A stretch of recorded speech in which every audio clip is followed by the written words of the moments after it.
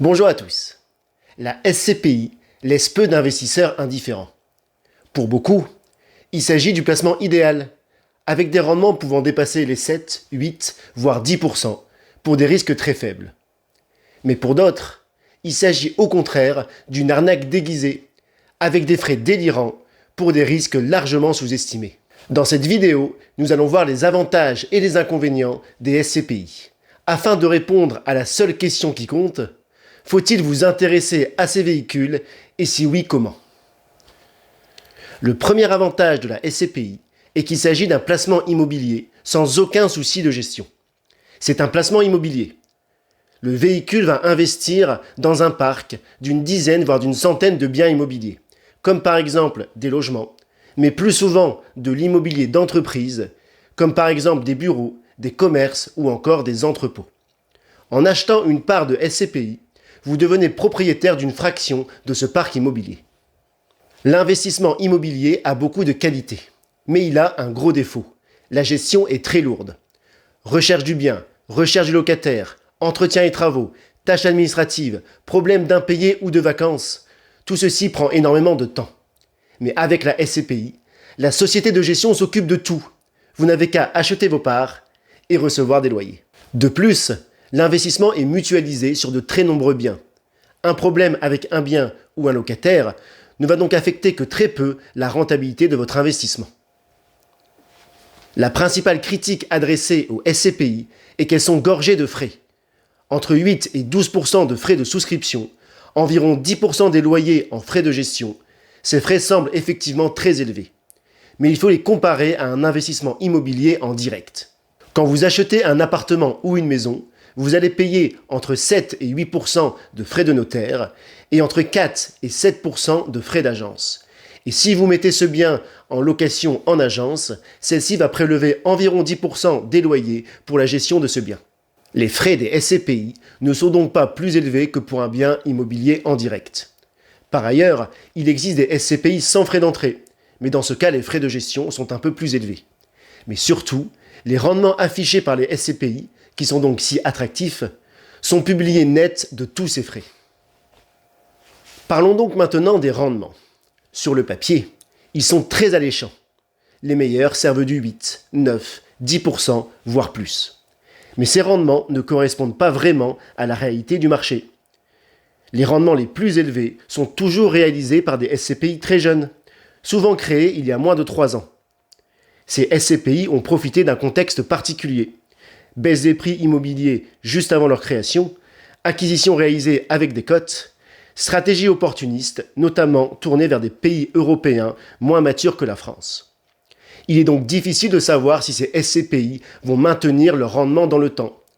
Elles sont donc plus attractives, mais plus risquées. Si on regarde maintenant des SCPI plus matures, celles qui existent depuis plus de 5 ou 10 ans, les rendements deviennent alors plus raisonnables.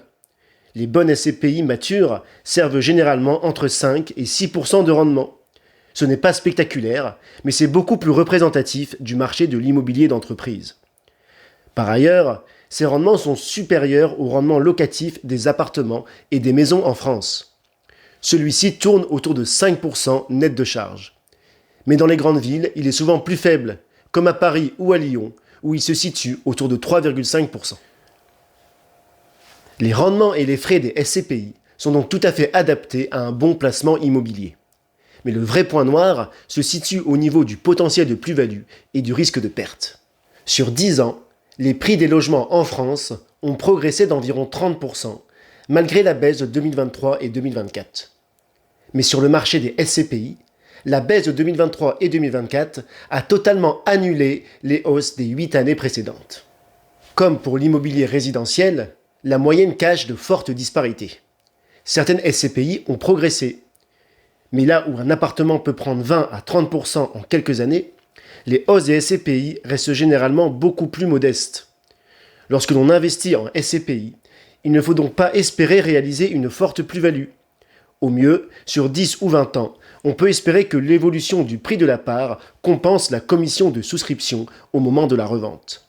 Et surtout, il faut espérer que le prix de la part ne baisse pas, car le prix d'une part peut baisser. Avec la forte hausse des taux en 2022, les transactions immobilières ont connu un arrêt brutal, ce qui a pesé sur les prix.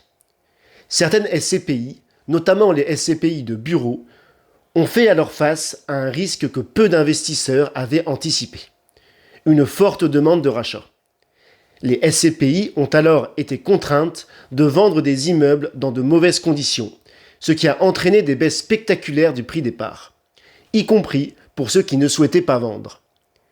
Il s'agit là d'un risque spécifique lié au caractère collectif de la SCPI et qu'on ne retrouve donc pas pour un bien immobilier en direct. Au final, la SCPI offre de nombreux avantages: immobilier sans souci de gestion, rendement attractif, mutualisation des risques. Mais ce n'est pas magique. Il y a des frais, comme tout investissement immobilier, et il y a aussi des risques. Le prix de la part peut baisser, comme tout investissement immobilier, et il y a un risque spécifique en cas de demande massive de retrait.